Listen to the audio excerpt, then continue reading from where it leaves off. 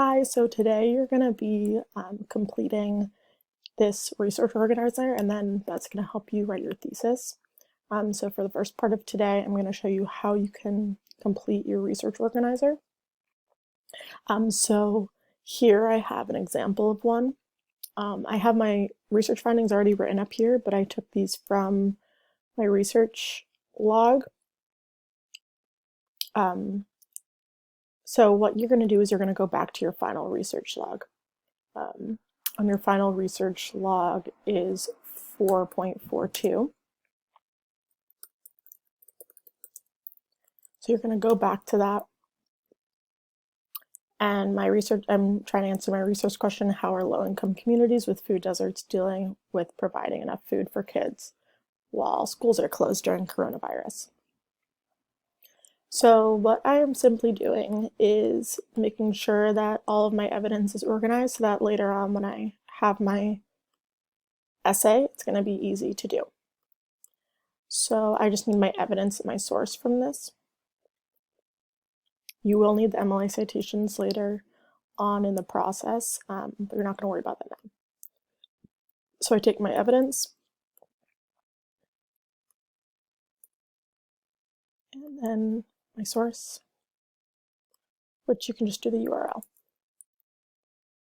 Or even better yet, just write the author's last name, because that's going to be really helpful for you.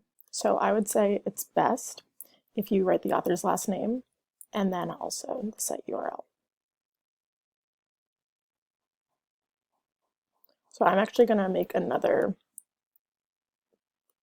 thing here that says author and then source, so that way that'll be organized for you like that.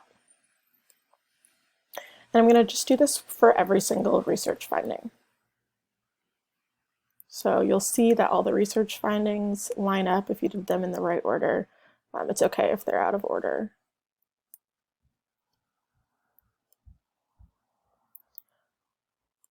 And if one doesn't have an author, just write NA.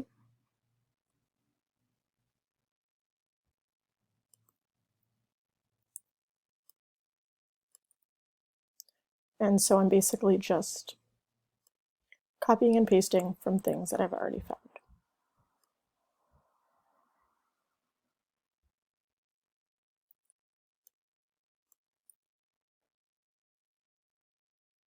Yeah. Not sure why that happened.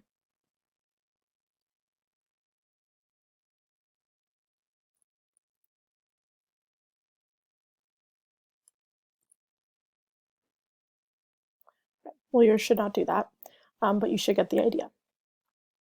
If you have any questions, please email me, but you're going to complete that same process for the consequences and then move on to your thesis.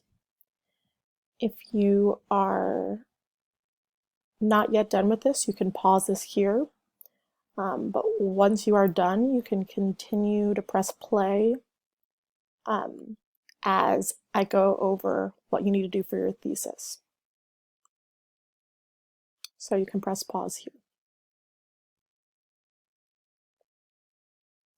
Now I'm going to go over your thesis. So you're just going to use this same information that you just organized up here for your thesis using this sentence frame. So you'll see that here, not there, I have too many tabs open. Here we are. You'll see here that you can check out the thesis exemplar, which is what I'm working on right now. And you can write an initial answer to your research question. You do not have to do this if you feel like this organization process already let you figure out what you're going to do or what you're going to write. I want you to look back down at the thesis rubric quickly and make sure that your thesis answers your research question, is specific, not obvious, arguable, provable, and clear. And that checklist is right here. And what you'll see is this thesis frame directly corresponds with all of these ones that you have already done up here. So what you'll see is I use this thesis frame.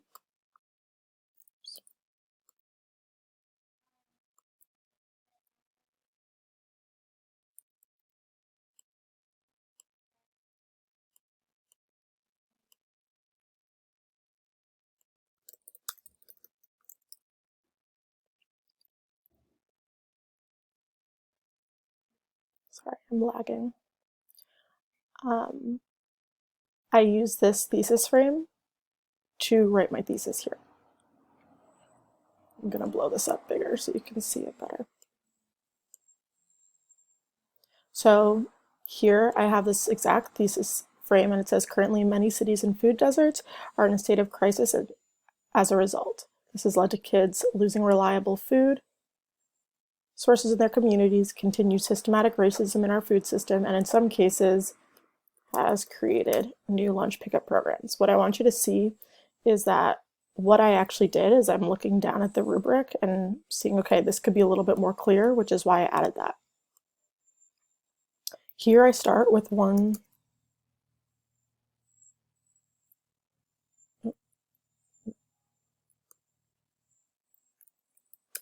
I have one sentence of context about my issue, and then I dive right into the thesis. After my research findings, I then go into my consequences. So as a result, or you could say consequently, this has made an impact on families financially as well as the health of kids in low-income communities. Ultimately, this is creating further issues regarding food access, causing greater inequality in communities of color. So this is further addressing the consequences that you researched. Then what you'll see is that I answered my research question. It is specific, not obvious, arguable, provable, and clear, just like yours should look like. This is a draft, so it's okay if it's not perfect.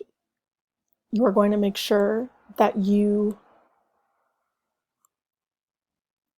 after you complete this and look at the rubric, you're going to turn this in for feedback and credit. So I'm going to take a look at it and give you feedback.